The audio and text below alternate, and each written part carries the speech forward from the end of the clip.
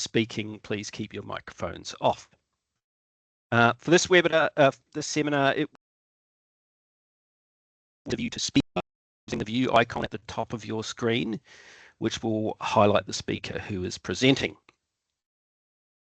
To give a bit of context for this webinar, at the end of last year, we did a stakeholder survey where we asked people about their preferences for professional development events, amongst a whole lot of other stuff. And the strongest format preference was for a 1.5 to 2 hour online session. And the most popular topic suggestion was pedestrian-oriented design and encouraging walking in regional towns and cities. So here we are.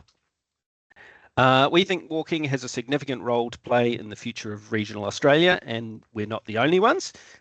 In preparing the program for this webinar, some interesting things came to our attention. One of these was the Rural Australia Institute's Livability Toolkit, which is a response to the decline in population in some parts of rural and regional Australia. They describe it as a practical guide for regional leaders who are seeking to attract and retain populations in their town. Amongst the various community assets they identified that support the livability of a regional community, 2 things stood out for us. The first was good nature walks, and the second was walkable town centres. As they describe it, walkability is a key livability factor in most urban and regional livability indices. A walkable town centre also helps to create a feeling of physical safety in a community. So, we've gathered a bunch of case study presentations and experts to explore this topic. So, yeah, let's get into it. We're going to start by just briefly I'll introduce Ben Rossiter, who is our Executive Officer. He's going to very quickly tell you about something that we're doing in the regions, and then we'll get into the other advertised presentations. Over to you, Ben. Thanks, Dwayne. Look, I'm just going to briefly do one of the really important things and really things we're really excited about in regional Victoria, and that's walking and rolling in regional Victoria, which is working with people with physical disabilities. Just as background, you probably know already that about 16–17% of Australians have a disability, and most of them it's a physical disability. And they have much lower rates of participation in sport and rec. But walking, like the general population, is their most popular physical activity. But challenges for people with disability, we know that it's often difficult to get really good information about where to walk or roll. And on our walking maps, which most of you are probably aware of, that we just wanted to have confidence that we could say that a particular walk was suitable for people with various mobility challenges. And just as a note, that the standard grading system, Australian walking track grading system that agencies around the country use, basically has 5 grades, 1, 2, 3, 4, 5, and grade 1 is it's flat and doesn't have steps, which doesn't really tell people a lot about a walk. So subsequently, a lot of those walks that are deemed accessible and promoted as accessible, when we go out and do our audits, you can find that they're not. Like Harrow here, his wheelchair gets stuck in a grate, or the top right, just things like going over a bridge. There's a gravel path with a lip going up a gradient, means that that's not accessible for some people, particularly in chairs. And one of the all too common, you can see in the bottom right, the accessible toilets, but the track to the toilets is not accessible. You can see it's on a gradient, it's gravel, it would slip and be very difficult for some people. Unfortunately, that's very common. So as background, we've developed with Access for All Abilities funding from the Victorian Government, we've developed an audit tool to actually access recreational paths and trails. We did that in partnership with Scope and their accessibility advisors and our in-house expertise, particularly Joe Eddy, our in-house engineer, who's done a lot of our audits, developed a tool which would really go out and develop things like the path access, the width, the surfaces, crossfalls, gradients, road crossing, signage and the like, but also look at things which could, that for a lot of people really need to know is there public transport access? And invariably there's not, but, accessible toilets and parking. And when we map them on the Walking Maps website, we even do photos of toilets, which we wouldn't do usually in walk, but for people with disability, that can be a really key issue to give them confidence that a walk is suitable for them and their needs. And importantly, we audit the paths in partnership with people with disability.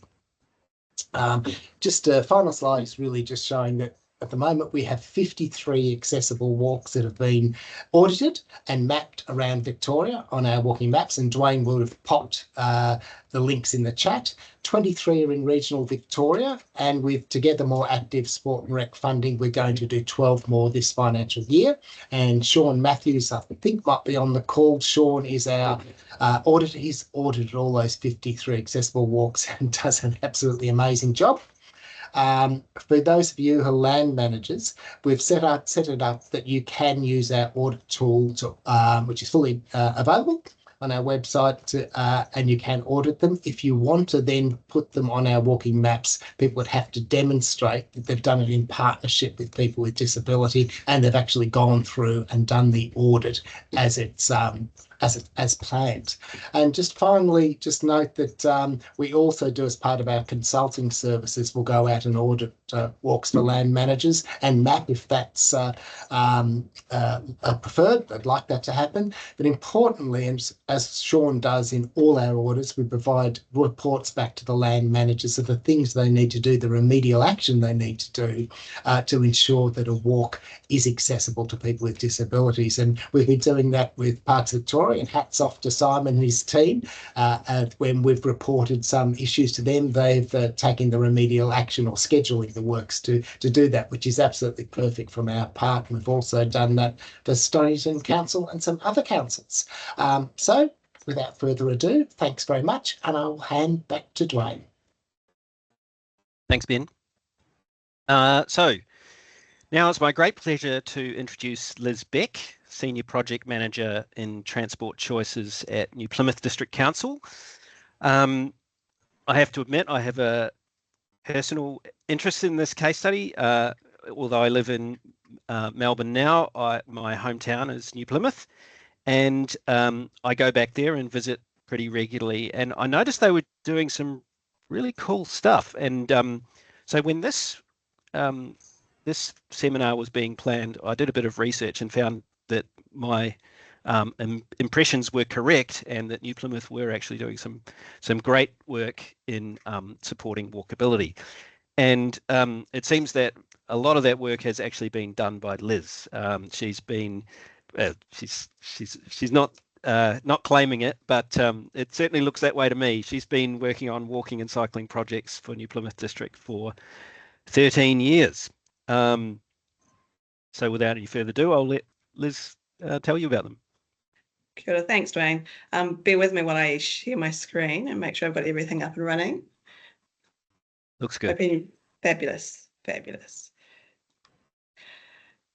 So, tēnā koutou, tēnā tātou. Good morning. I'm Liz Beck from New Plymouth District Council, and I'm presenting today on some of the work that we have been doing over the past years to support walking and cycling in our district. Victoria Walks got in touch with us and asked us to cover off some of the following key topics. So that was the New Plymouth Coastal Walkway, Let's Go, which is our walking and cycling model community work, and also Safer Speeds. So I'll crack into that with a little bit of an introduction first in terms of where is New Plymouth. So New Plymouth, for those who haven't had the pleasure of visiting, is a beautiful city. We're in the North Island, we're out on the West Coast, and we're connected to our main centres by a state highway to the north and to the south, and via a regional airport. Our maunga, or mountain, stands 2,518 metres tall. We have a lot of rivers flowing down from the mountains to the sea, and despite holding the title as the sunniest spot in New Zealand for a number of years, for the mountain and west coast location, we do see a large amount of rainfall and wind. So we're hilly, wet and windy, a walking and cycling paradise, you might say. New Plymouth District has a population of just under 90,000, growing by approximately 1,000 per year. We have satellite towns that connect into our central city, with just over 70,000 living in our urban centres, and approximately half of all of our trips are less than 3.5 kilometres. And very briefly, who am I? So as Dwayne said, I've been working here at New Plymouth District Council for just over 13 years now. I started as a travel planner with Let's Goode, leading our behaviour change programs, and have had a sort of a slow shift across to working within road safety and infrastructure projects that support walking and cycling. So I'm going to start my talk today on the Coastal Walkway, and a vision that has set New Plymouth off on a path. Quite an exciting and a challenging journey, which we're still very much in the early stages of. Back in the early 90s, this was a great mountain bike track. Our community had essentially turned its back on the ocean and faced the mountain. And then a couple of people started talking about the possibility of a walkway that travelled along our coastline, connecting our community to the coast. The initial rounds of consultation saw a huge amount of pushback, with the main theme being that it wouldn't be used, it would be a waste of ratepayers' money.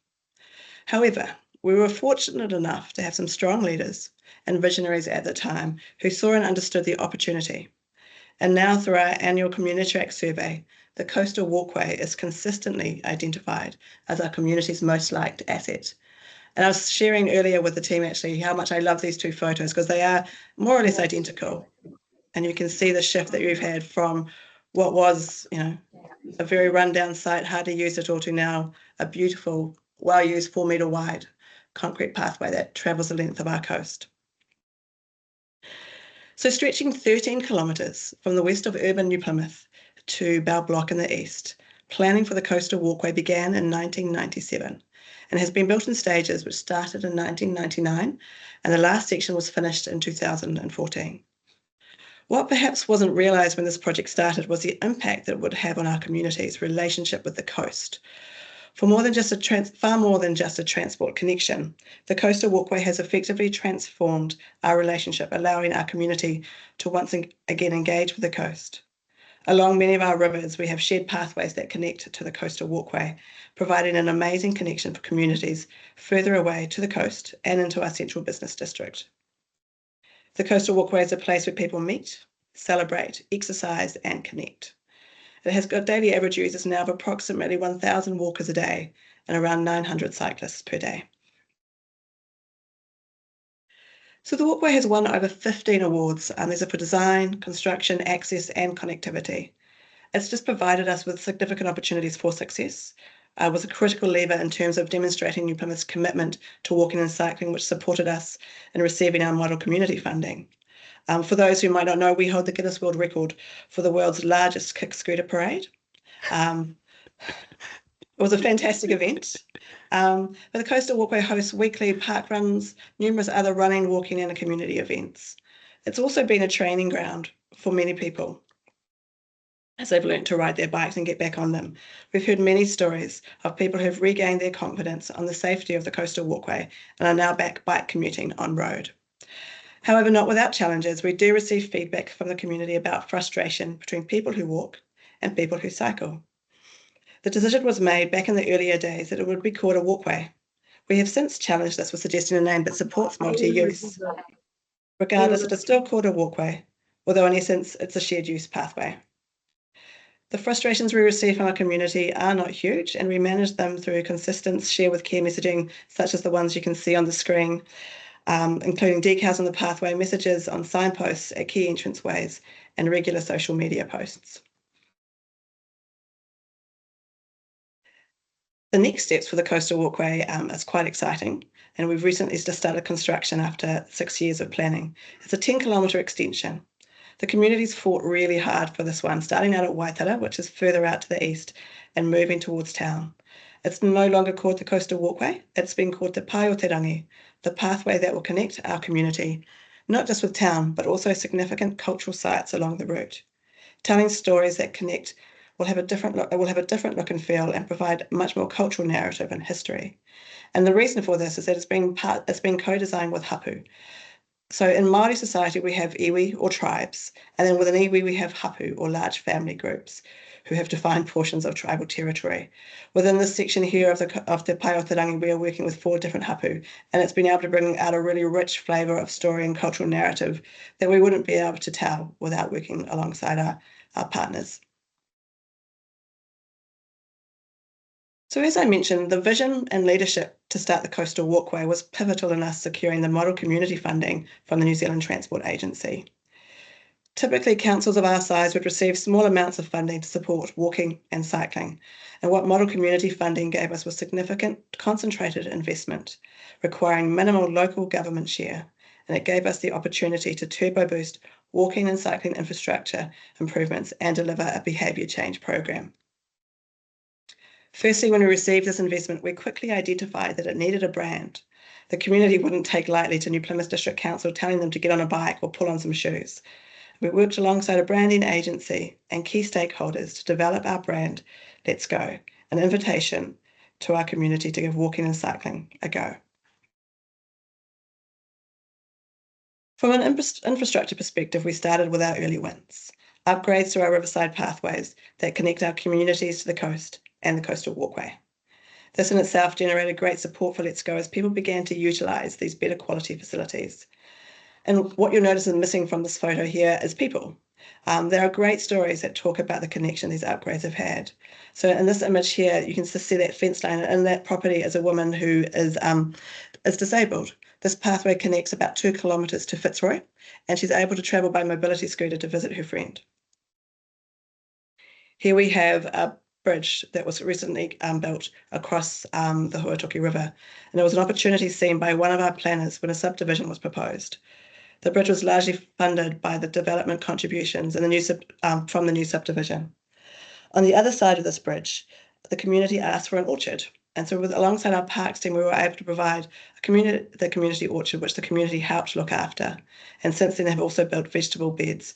So together, we've been able to create a space for our community to share food and connect, as well as walk. Do you remember when you used to play cricket on your street? I assume it's much an Australian thing as it is a New Zealand one. But we've worked on several projects with schools and residents communities to support them to reclaim their streets. So Central School, pictured here, they run a program called Jump Jam, which is a dance exercise program out in the streets often in the morning. And we've run several street projects and had great conversations with residents and in particular students and children around what are our streets really for? Who are they for? And finally, this last image is of the Te Inui Walkway, our second most used walkway. And the Let's Go funding allowed us to bridge this river, improving accessibility significantly, as previously it was a muddy and stepped pathway around the river. Now we see wheelchair users, mobility scooters, parents with prams able to access more of this walkway, and once again delivering this great connection that I keep on talking about. So alongside the building really amazing infrastructure, we were very clear in our bid and delivery that building good infrastructure on its own was not enough, but rather how do we engage and talk with our community and encourage them to give walking and cycling a go and to leave the car behind. So we've invested a significant time and resource into working with our school communities and seen incredible results and having a lot of fun. We have set up student leadership teams in schools. We run bike fix-ups with schools. We run workplace challenges. One of my favourite initiatives was the sticker on the letterbox that you'll see on the top right. Each school leadership team delivered letters on key routes into their school, letting residents know that they are on a key walking, scootering and biking route to school. These letters asked the residents to please be careful when exiting their driveways, particularly at peak times. Show your support for our active travellers at school and put the sticker on your letterbox. So feedback from the kids was that it was awesome. They loved walking and cycling to school and seeing these stickers on the letterboxes. And obviously it was a really great safety message that we could share with the community as well. Workplaces were in the beginning more challenging for us to engage with. However, as the conversation is changing and there is increased demand on sustainable responsibility and reducing carbon emissions, this conversation is getting much easier.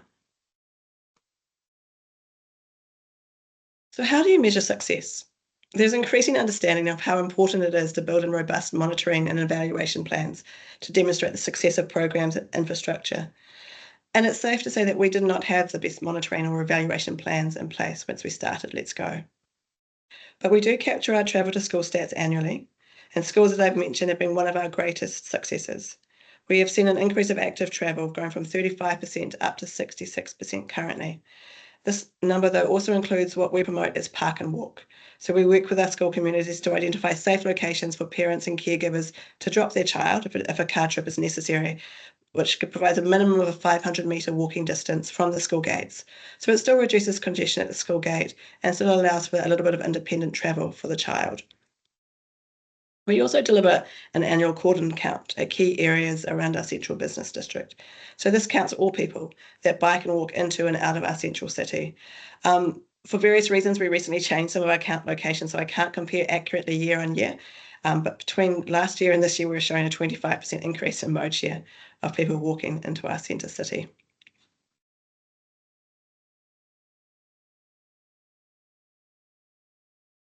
So on to safer speeds. In 2016, our government initiated a change in how we can address speeds in our districts.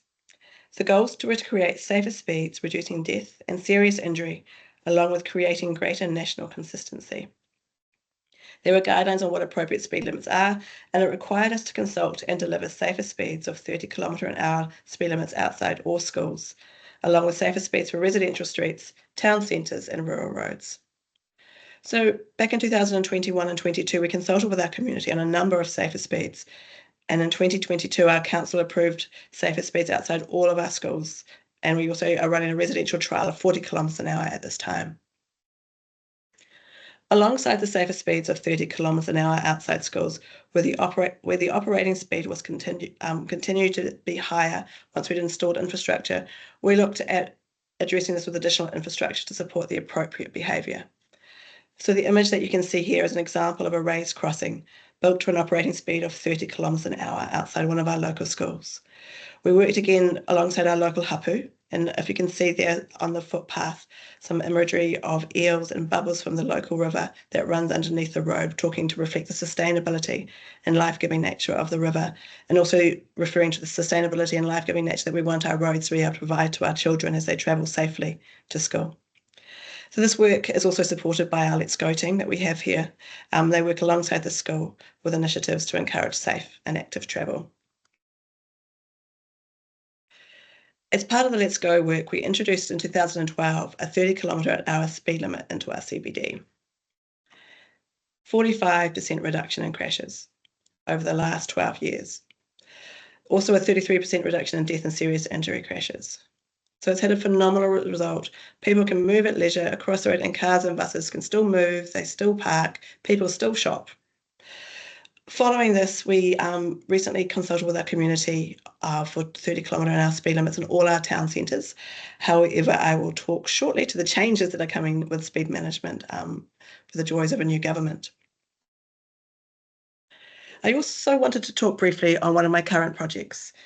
Late in 2022, our current released funding via the Climate Emergency Response Fund. Our application was based on the success of much of our work to date, the Coastal Walkway and Let's Go, and looked to connect some key arterials past schools and into our central business district. We were fortunate to receive 16.875 million for this work. And as we went through design, consultation and local government decision making, we also got a new government. They reduced our funding by 6.9 million and also released a drastically different government policy statement on transport, preventing us from constructing raised crossings or inlane bus stops on the state highway corridor that had been prioritised for this investment. We are continuing with a reduced plan along this corridor with 3 kilometres of painted buffered cycle lanes, protection at pinch points, 4 crossing upgrades and 17 intersection improvements. So it's still a win for our community, but won't quite deliver what we'd hoped for originally. This is one of our smaller transport choices projects that we completed earlier this year. This is where we were able to complete a shared pathway connecting our local school to its main contributing community. And I think the preliminary results essentially show that if you build the right infrastructure in the right place with the right community support, you can get really great results. So challenges. We are local government funded through rates and tax, and our funding is prioritised by government and councils. And I assume it's very much the same in Australia. With our new government that came into power last year, we've seen a significant shift in priorities, despite national and international evidence. Efficiency has increased as a priority over road safety, which was reflected in the funding that's currently available. Our government's currently revising the setting of speed limits rule, removing guidelines and actually writing into law what speed limits can be considered. They're actually looking to remove permanent 30km/h speed limits outside schools and replacing them with variable 30km/h, which we know do not have as good an impact as the permanents. Now, I don't know about Australia, but in New Plymouth, as a town of 89,000 people, we have 89,000 roading engineers.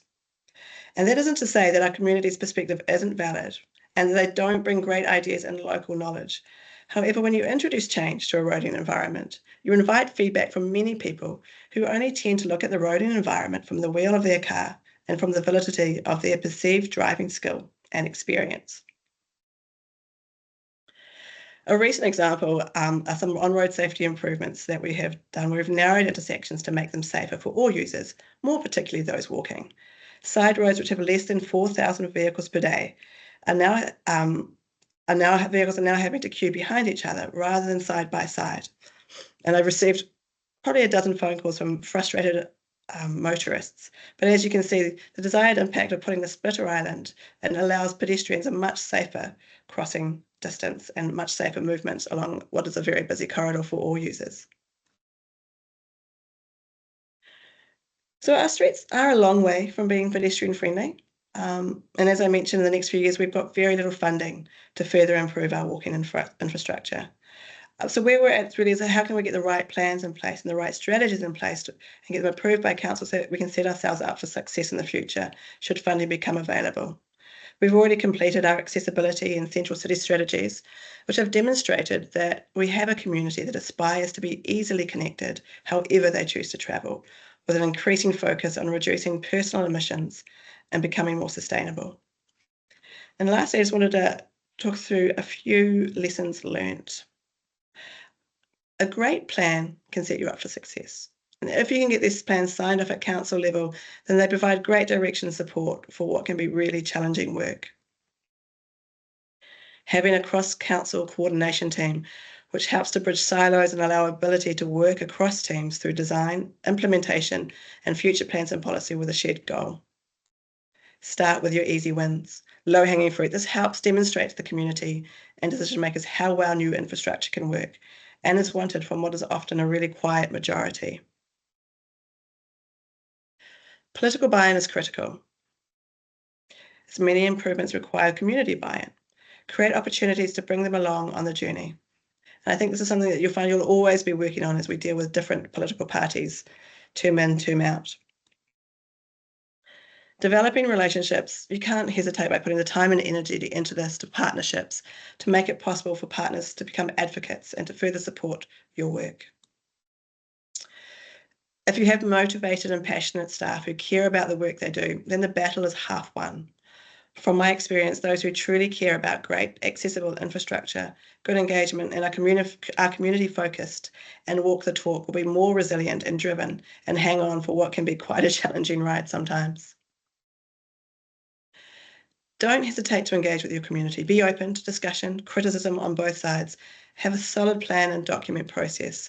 Make sure you meet people on their terms, understanding their priorities and their triggers. Build in a monitoring and evaluation plan from the beginning. How do you know it's working? What does success look like? And finally, I think this is possibly the most important one, is share your good news stories. It really can start to build that groundswell of support and help to build that momentum for greater and more opportunities. So that's me. I'm hoping that I've covered off more or less what you'd asked there, Victoria Walks. Really appreciate your time. I'm happy to answer any questions. Kia ora. Thank you, Liz. Yeah, it's interesting with the new government over there. It's a bit of a case of two step forwards, one step back. But I do think, it's interesting to see. I think New Zealand's way ahead on that 30km/h speed limit issue in particular. Now, I have to do a little mea culpa here, maybe. While that presentation was happening, I was just experimenting a little bit with my view And then I realised I was the meeting organiser, and I'm really hoping I haven't been changing around the view for everyone else in the meeting. If I have, please let me know. So we're going to do some questions now, and the way we want to approach questions is, if you have a question, I'd encourage you to use the raise hand function at the top of your screen, and I will then invite you to ask your question. And if you're not so keen on asking your question directly, feel free to put your question in the chat, and then Ben will ask it for you. So Sean, I think you're the first person with a question. Oh, hi, Liz and everybody else. Thanks for a great presentation. Really inspiring. It's a good example. If you build it, they will come, I think. My question related to the lessons learned. You mentioned going for the easy wins first, and I was interested in some examples of that and how you saw them benefiting your project. Yeah, absolutely. So I think if we take Let's Go, for example, our easy wins there were tackling our shared pathways on the rivers. So upgrading our riverside pathways to a standard that were far more accessible for all users. That didn't really impact car parking, which is often a really challenging conversation with our community. So it created a really good brand recognition for Let's Go and the work that we did. So that when we started to have those harder conversations with our community around removing car parking to improve visibility at crossing points, or to allow for cycle lanes where there weren't cycle lanes prior, it became slightly easier because there was more of an understanding of what we were trying to achieve, both from our politicians but also from our community as well. It was still a fight. Don't get me wrong, car parking is never an easy one to win, but it definitely helped ease that way. Thank you very much. Next question, Alice. Hi, Liz. I think I might have missed the story on the 40-kilometre speed limits within the central city area. I'm interested in your perspective on, with such a shift in the political context and such a constrained funding environment, what do you see as your kind of main priority? Is it to focus on the safer speeds where you can? Great question. Look, it is going to be a challenging environment for us over the next 3 years in terms of such a shift from both our government and also a long-term plan from our local government that doesn't allow much for on-road safety improvements. I think what I talked to earlier is a lot of our priority is just getting some of our plans in place to make sure that we're really demonstrating to both our councillors and to government as well that we understand what our community is after, which is, and we do know that conversation is safer speeds and safer streets, and how do we build it up into a plan and a package that they can understand and buy into. As I said, we've already delivered all the 30-kilometre per minute speed limits outside all our schools. I am hopeful that we will still continue to push forward for the 30-kilometre and our speed limits in the rest of our town centres. But we've got to wait for that new law and that new rule to come out from our government and understand what the appetite's going to be from our councillors for that as well. But we've delivered our consultation. We understand what our community think. They are in support of it. It's just whether we can make it align with what the new rule is going to state, which will be interesting. Thanks. Ben. Liz, so that was great, and I really love your community engagement stuff and all the levels you did together. But the question I've got is just about the funding and the climate emergency response funding. Has that continued? Is that continuing under the new government? And in the old government, how was that? Was that administered through a department? How much money was it? You might know all the answers, but just interested because I don't think we have anything like that here. Yeah, I don't have quite all the answers for that one. But so back when our emissions reduction plan was laid out by the government, they allocated some funding towards that. And obviously there were a number of priorities. Transport being such a huge contributor to emissions, received a significant amount of that funding. And buckets of that went towards VKT reduction, and a reasonable bucket went to what was called transport choices. So the fund was allocated through I can't quite remember the department and the government that it was allocated from, but it was given to NZTA, so the New Zealand Transport Agency, to allocate and to deliver the funding criteria, etc. for it. So essentially, we've been partnering with NZTA for the budget that we received. As soon as the new government came in, they cancelled all contracts that weren't signed or didn't have funding released, which is why we had 6.9 million that hadn't been confirmed, which is why we didn't receive the full amount of our funding. Sign those contracts quickly. That's a good answer. That's a good one, Jason. Yeah, good point. Okay, I'd like to ask my own question, but I won't because I want to keep to time here. So thank you very much, Liz, and we'll move on to our next presenters. A smaller town context now we're going to move into. And in the spirit of collaboration, we have a joint presentation from council and government. So here to tell you the story of Wonthaggi's town centre transformation is Emma Allsop, Major Projects Officer at Bass Coast Shire, and Rachael Ashton, who is the Manager Transport Strategy, in the Gippsland region for the Department of Transport and Planning. Emma, I think it is. Over to you. Thank you. Good morning, everyone. Thank you for having us here today and being here with us. I'm Emma Allsop. I'm the Major Projects Officer at Bass Coast Shire Council, and as Stone mentioned, presenting with me today is Rachael Ashton from the Department of Transport and Planning. We're here today to share some of the exciting projects we've been working on in collaboration for Bass Coast Shire Council.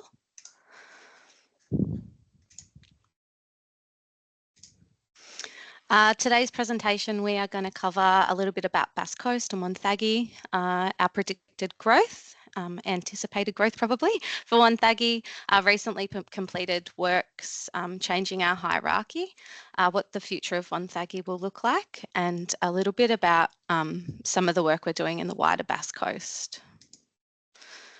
Bass Coast is located on Bunurong land and has a rich Indigenous history. We're a predominantly coastal municipality with a unique coastline complemented by beautiful hinterlands. The Shire is made up of different towns with distinct personalities and communities. Our population is approximately 40,000 people. We have a dynamic population that fluctuates over the holiday periods to over 60,000. The Shire is also visited by 35% of Melbourne's international visitors each year. Bass Coast is one of the largest growing municipalities in Victoria, and we are less than 2 hours from Melbourne. We're committed to working together to support our residents, protect our natural environment, our native wildlife, and to promote health and wellbeing for our communities. Wonthaggi is located within Bass Coast Shire Council in Victoria.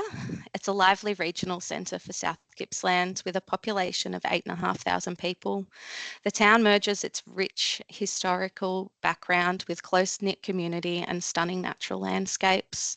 Despite facing a demographic shift, such as ageing population, Wonthaggi continues to grow and prosper, offering essential services, cultural experiences, and regional activities.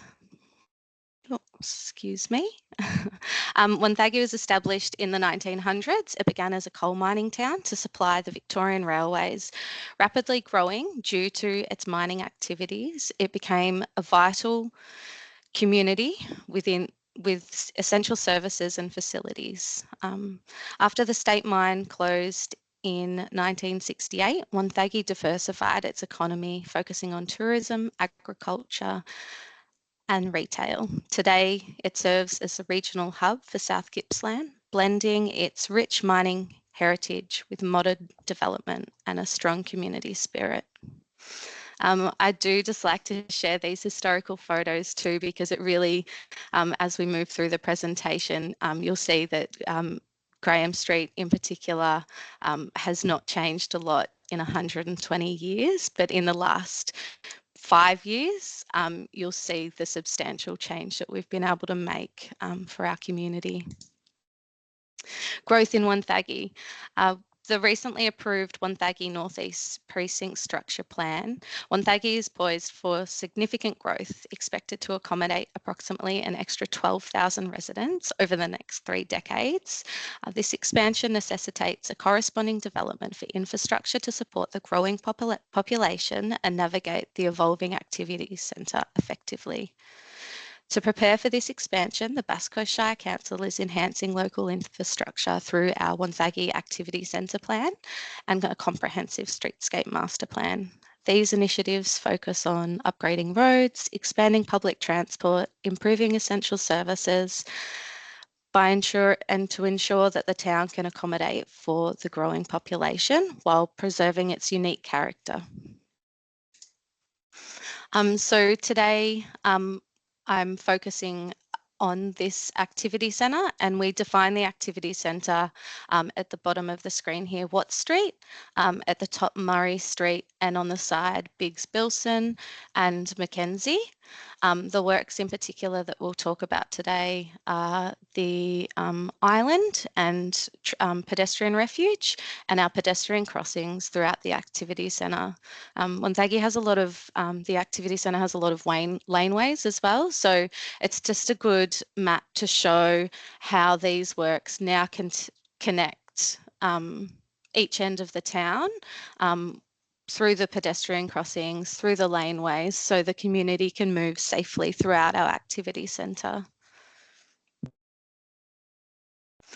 After comprehensive stakeholder and community consultation, Council adopted the Wonthaggi Activity Centre Plan in April 2021. The plan aims to enhance the quality and the character of Wonthaggi and reinforce the town's status as a regional centre. During the development, we commissioned the Wonthaggi Access and Movement Study to resolve competing objectives with freight, car parking, public transport, pedestrian and private vehicle. These studies confirmed the need to enhance crossing points at the intersection of Murray and Biggs Drive to improve pedestrian safety while continuing to support the through traffic function. So a little bit of the project overview. So the traffic island has been built along the centre of Biggs Drive. This reduces the movement in and out of Murray Street to left in and left out only. And the pedestrian refuge in the traffic island increases pedestrian safety. So pedestrians only have to wait one direction for traffic to clear before crossing the street safely. We also upgraded the lighting to improve safety at night time. I'm going to hand it over to Rachael now. Thank you. So Graham Street, you'll note, is a Vic Roads managed road, but in collaboration with Bass Coast Shire, DTP completed a project to support the activity centre by installing raised pedestrian crossings. These crossings link Graham Street to Murray Street and improve safety for pedestrians and mobility scooter users that are accessing the activity centres and services. The key features here are flashing lights to alert drivers, a reduced speed limit of 40 kilometres an hour, and new streetscaping adorned with artwork by local Indigenous artist Corinne Edwards. And this symbolises connection and gathering on the streets of Wonthaggi. This reduced speed limit now applies to several streets within the CBD. The project has significantly increased the perception of safety in Wonthaggi, but it also offers more comfortable passage within the activity centre and enhances the safety for pedestrians. The community initially had concerns around potential congestion issues with these crossings, but fortunately this hasn't been the case. The raised pedestrian crossings combined with the lights and a reduced posted speed limit have lowered the likelihood of serious injuries and increased the perception of safety. Overall, the community now benefits from improved pedestrian safety, infrastructure, and a safer, more accessible and walkable activity centre. And hopefully later this year, you'll see the stage 2 of Graham Street, which is hopefully going to be beautifying and making it a more pleasant street to stop and stay on. Now, this This image may not seem that controversial, but for some of us it is. But in redefining the hierarchy of what Wonthaggi Activity Centre, the focus is on considering the movement and place principles, but focusing on enhancing accessibility, safety and vibrancy of the main users of the street, which are pedestrians. So with the shift towards a more sustainable and inclusive environment, we're aiming to promote active modes of transport, such as walking and cycling and the use of public transport. We recognise the importance of accommodating multi-occupancy vehicles and services to support the diverse needs of an ageing community. By prioritising walking in the activity centre, we are seeking to create a more pedestrian-friendly landscape that encourages social interaction, fosters community connection and promotes physical well-being of our residents. This project has been undertaken through strategic urban planning, good streetscape design and early engagement with partners like myself and stakeholders, and we're aiming to create an inviting public space that is conducive to pedestrian comfort by focusing on the needs of people who are walking to and within the activity centre, with enhanced amenities, green spaces, and increases the outdoor trading space and pedestrian-friendly infrastructure. In this area, we need to acknowledge that there are high levels of car use in Wonthaggi. 9 out of 10 trips are by car, but a large proportion of those car trips are under 2.5 kilometres. We need to acknowledge that the street environment has not adapted to Wonthaggi's needs and preferences and the changing demographics. But what we're trying to undertake here is creating a vision, but the projects are scalable and staged.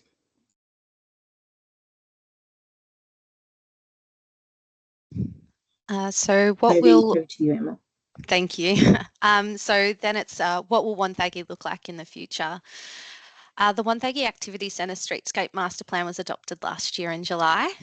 This plan emphasises a transformative approach, as Rachael mentioned, shifting the priority from cars to prioritising people. The plan aims to create safer, more accessible and a more vibrant activity centre for our community's health and wellbeing. By reimagining the urban landscape with a people-centric design philosophy, Wonthaggi is poised to embrace growth while fostering a thriving and inclusive environment for all of our residents. So outside of the Wonthaggi Activity Centre, I wanted to share a little bit about our tracks and trails work. Bass Coast has approximately 63 kilometres of tracks and trails. The Bass Coast Rail Trail offers panoramic views of Bass Strait, taking in the rugged coastline and farmland between Woolamai and Wonthaggi, and then it connects all the way to Cowes, Phillip Island, as you can see in the maps here. It's the only coastal rail trail in Victoria, connecting townships, and it enhances safe off-road connection for walking, hiking and cycling across the Shire. Bass Coast Shire Council are continuing the work on extending the rail trail links and connecting more townships and rural communities. Currently underway, we have the Wonthaggi to Inverloch shared pathway, and we are also in the early stages of continuing the rail trail from Woolamai to Nyora. This rail trail spans approximately 25 kilometres.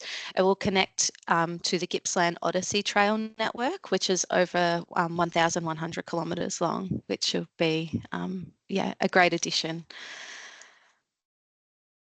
That is all from us today. Thank you for your time. And if you have any questions, now is your opportunity. Thanks. Thank you very much. Yeah, very interesting to see that historical context for Wonthaggi. I'm a sucker for heritage photos, I must admit. Yes, so questions. Oh, Ben's quick off the mark. I'll be quick because I can. Interesting to see the stuff about speed reduction, safer speeds. Just wondering, is there any desire to sort of even go towards 30k in the town centre anywhere, or are you just sticking with 40? I think 40 at the moment. That's been a recent change for us with the pedestrian crossing works, and that seems to be working quite well.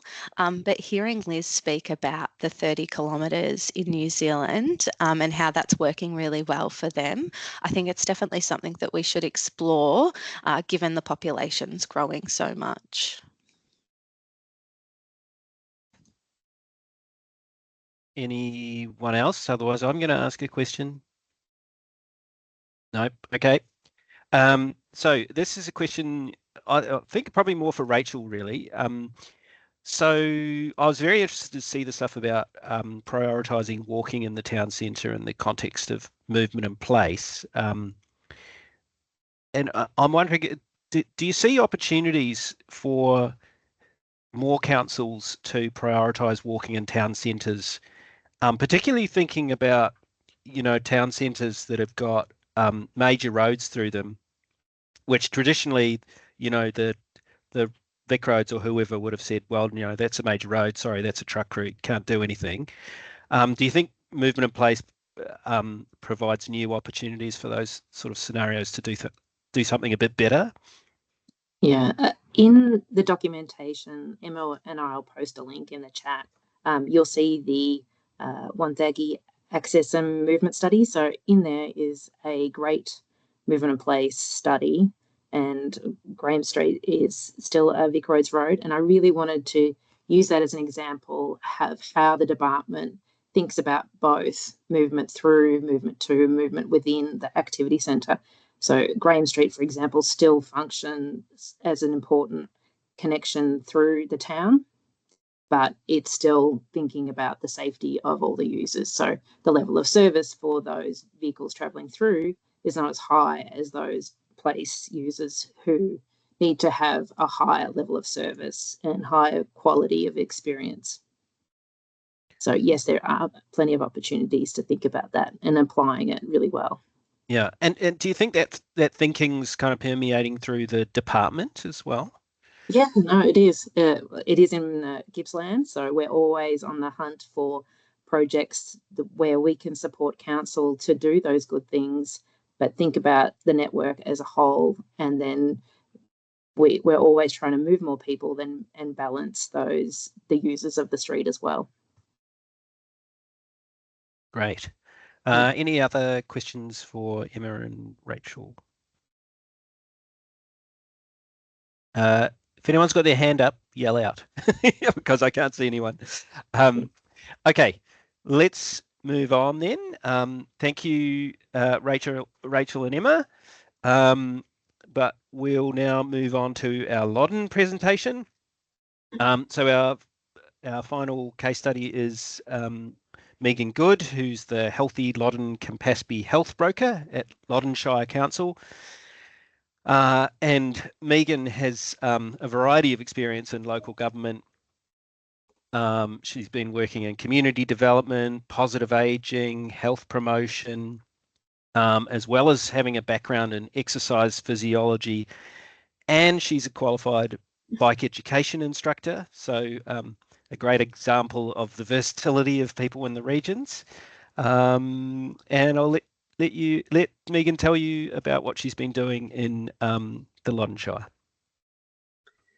Thank you, Dwayne. Firstly, thank you, Dwayne and Ben, for inviting myself to present today during the seminar. The project, I'm just going to present on one project. I've got 15 minutes. The project is an active footpath project, which is called Walk This Way. It's a low-cost active footpath and community engagement project in 2 Loddon Shire towns.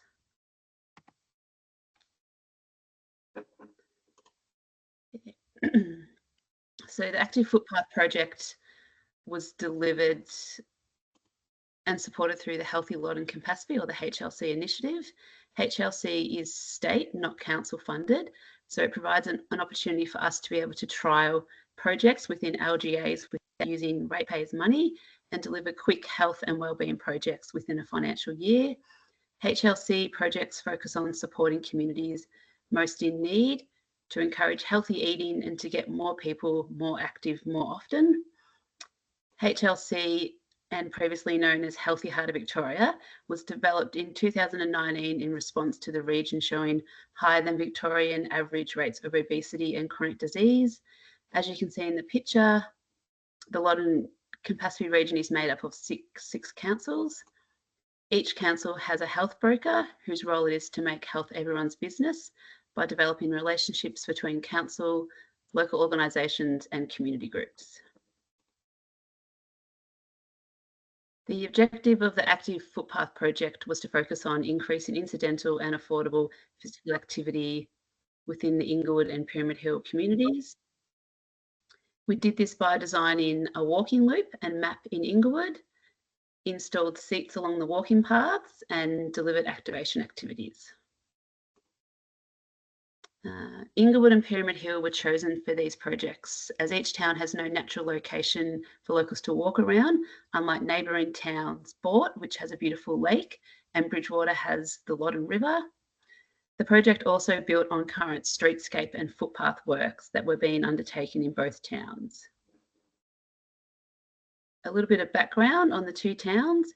Inglewood is a cute rural town on the Calder Highway with a strong gold mining history with a lot of beautiful buildings. It's surrounded by state forest and locally known as blue yuki, eucalyptus leaves, grow in abundance in the area.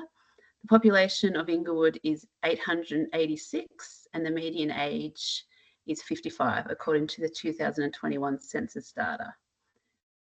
Pyramid Hill is also a small rural town situated in the far north of Loddon Shire. Pyramid Hill is renowned for its hill, a stunning granite hill rising 187 metres above sea level amongst mostly flat farming terrain. Like Inglewood, Pyramid Hill has lots of also beautiful grand buildings and stunning natural attractions. The population of Pyramid Hill is just 475 and the median age is 46. The Active Footpath project responds to a number of important community health issues across the Shire. The 2019 Active Living Census data found that in Loddon, half of the residents do not meet the physical activity guidelines. 3 out of 4 adults are overweight or obese, and over half of the residents want to be more active more often. As Ben said earlier, walking was identified, it's very popular as the most popular physical activity across the Shire. However, time, poor health and cost were the barriers to being physically active. So to start the project, we had Victoria Walks come to Inglewood to conduct a walkability audit. The Loddon Shire engineers, our asset management and inclusive communities team joined the audit as a professional development opportunity. The audit helped the teams understand the link between the delivery of the infrastructure and the activation of the public and open spaces. The audit covered areas including infrastructure to safely cross roads, accessibility of the paths, connection between places of interest, and the activation of the footpaths. Then with a report that we received from Victoria Walks that assisted with identifying a walking loop in Inglewood and helped us identify locations for seats and activity decals. This is the walking loop and map that we developed for Inglewood. So Brook Street is the main street, which is the busy Calder Highway, which is a truck route. So the walking loop comes up the main street, up through residential area, past some beautiful historic hall and a church, up past the school, around to the health service and a medical centre, and then back down to the main street. On the map, you can see we've identified places of interest as well as dotted where all the seats are on the walking loop. So our older community members are able to sit down and have a rest when they need to. These are the activity decals. These ones were targeted at children and families and installed around and outside the schools and kinders. The 3 activity decals on the left were installed in Pyramid Hill and the 3 on the right were installed in Inglewood. These decals were designed to be jumped on, so they were quite big. each decal is 2.4 metres long and 60 centimetres wide. And we were pretty happy. We got the measurements pretty perfect for little feet to jump on. These activity decals, the ones to the left were targeted for older adults and were installed next to the outdoor seats that we installed in Pyramid Hill and Inglewood.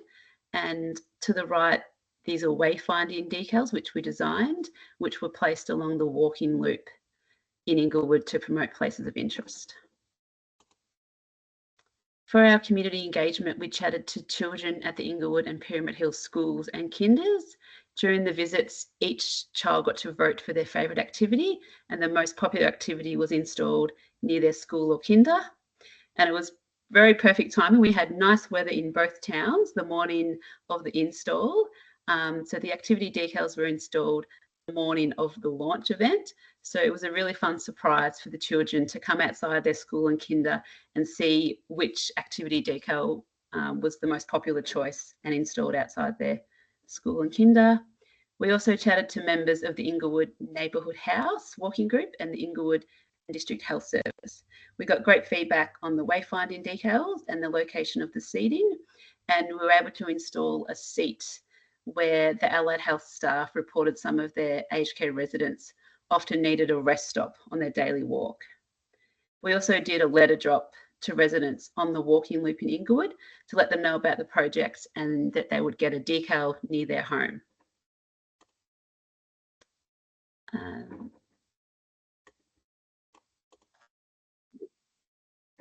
going to play, I'll get it from the start, a lovely little video from our project launch in Inglewood. So hopefully the sound works.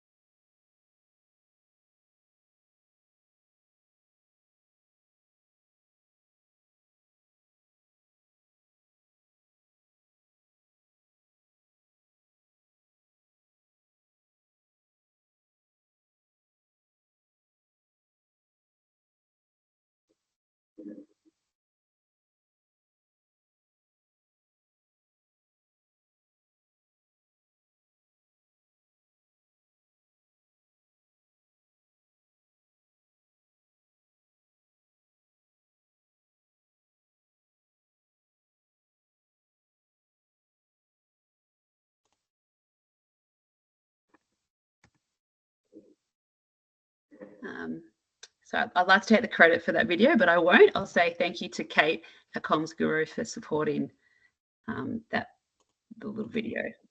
Okay, I'll go to the next screen. Here we go. So as you can see, the launch was a really fun event. We had beautiful weather. We had lots of children and community members come out. So it was a great way to launch the project. As you can see, this was the budget for the project in both towns. Overall cost was $33,000. The biggest cost was the work of the design printing of the map and the design printing and installation of the decals. And we had a project officer that supported myself, the health broker, with the Active Footpath project, as well as 2 other HLC projects that we delivered last financial year. So challenges, like any project, there's always challenges. I'm just going to flip back to show you the map. We can talk about some of the challenges that we faced. One of the challenges was the limited infrastructure for safe road crossings. We really wanted to include the rec reserve that's down to the south of the town, which includes an oval, a seasonal pool, outdoor fitness equipment, and a water hydration station that HLC have previously installed in previous projects. But to cross, there was just no safe way to cross the busy Calder Highway. This section is 60 and there's so many B-double trucks that fly through the town. So there was just no safe way to cross the road to get to the rec reserve. So to overcome that challenge, we use those decal wayfinding decals that were placed on the loop to encourage community members to continue the loop, but then walk down to the south of the town to access the rec reserve. Another challenge is limited footpath infrastructure, which is likely an issue for many of you in your rural towns. Along Hospital Street here, there is no footpath in front of the health service and the medical centre. So the walking loop was required to go onto the road as a part of a shared zone. So we noted this on the map here, and we also stuck down a decal on the footpath just to remind walkers to cross with care and watch for cars. Businesses down here on the south end of the main street were not a part of the loop, and some of them reported they felt quite left out and the loop wasn't inclusive. Other issues we had in Pyramid Hill, there's limited infrastructure, footpath and road infrastructure. So there was just no infrastructure to create the loop around Pyramid Hill. Pyramid Hill is basically a crossroad with a couple of short residential streets. So we, instead of creating a loop, we activated the existing footpath by putting the activity decals and the seating. And we did have a relatively small budget for infrastructure delivery. Luckily, our works team could install the seating, otherwise it would have cost a lot more, and we would have been waiting for months for contractors to install the seating. I'll take you back to, for the sustainability of the project, we had great learnings and recommendations from the audit to assist for future footpath planning and asset and open space activation across the Shire. There is future plans now to install a footpath along Hospital Street in Inglewood outside the health service and the medical centre. Through the project, we funded a second set of activity decals, which will be used to replace the first set when they fade in 18 to 12 months. HLC and Loddon Shire are looking into options for a park run in Pyramid Hill around the base of the hill. So community members that walk or run out to the hill will benefit from the seating and the decals that are on the footpath on the way out to the hill. And we're also looking at using the already designed activity decals in other Loddon towns to activate the existing footpaths in those towns. Overall, we had a lot of great feedback from the Inglewood and Pyramid Hill communities. The decals and the new seating were definitely talk of the towns for a while. I was told by the walking groups they would go out searching for new seats on their weekly walks. I received these two lovely letters from Zave and Jed, grade 5 students from Inglewood Primary School. As you can see from the letters, the children loved all the activity decals and enjoyed following the decals on their walk to school. The primary school now plan on walking the loop for lunchtime each fortnight. The aged care residents have been enjoying their new rest stop at their seat on their daily walks. And the Inglewood Football and Netball Club are using the loop for warm-up run on their training nights. And one of the best things about the project is that the path was always there. We just activated it with an accessible map, installed more seats, and stuck down fun and colourful activity stickers. So that is all from me and my presentation. Thank you for listening. And yes, that is a photo of me in Pyramid Hill in jumping on the frogs.